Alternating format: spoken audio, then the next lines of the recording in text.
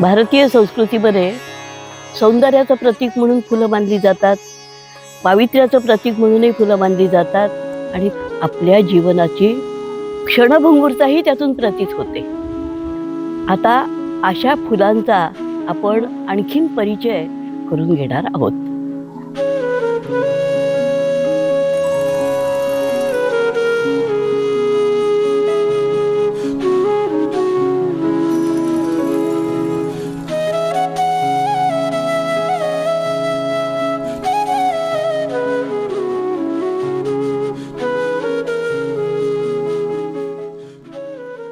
या झाडाचं नाव खुळखुळा.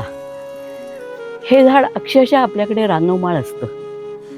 याचं खुळखुळा हे नाव पडण्याचं कारण त्याच्या ज्या शेंगा असतात त्या सुकल्यानंतर त्याच्यातनं खुळखुळ खुळखुळ असा आवाज येतो आणि म्हणून त्याचं नाव खुळखुळा.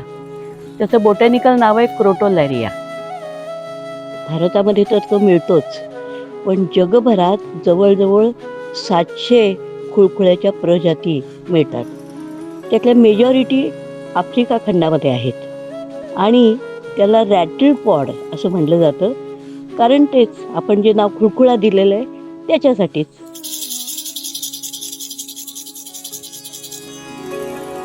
आपल्याकडे आणखीन मिझोराम किंवा त्या बाजूचे जे प्रदेश आहेत नॉर्थ ईस्टकडले, तिथे पण ही मिळते.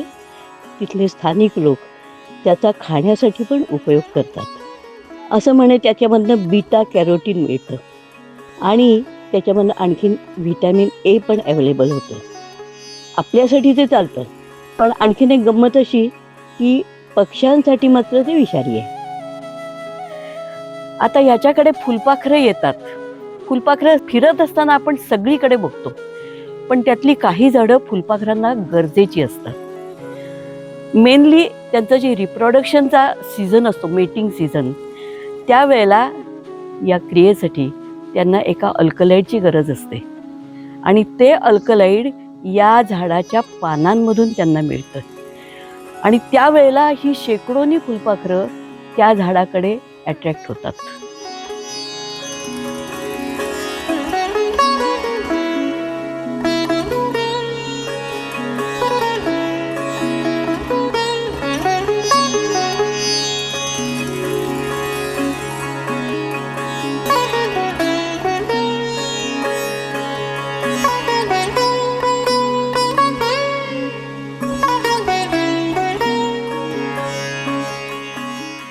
आमच्या कॉप्स नर्सरीमध्ये सुमारे 1000 प्रकारच्या वृक्षवल्लींची सुदृढ रोपे अवेलेबल आहेत.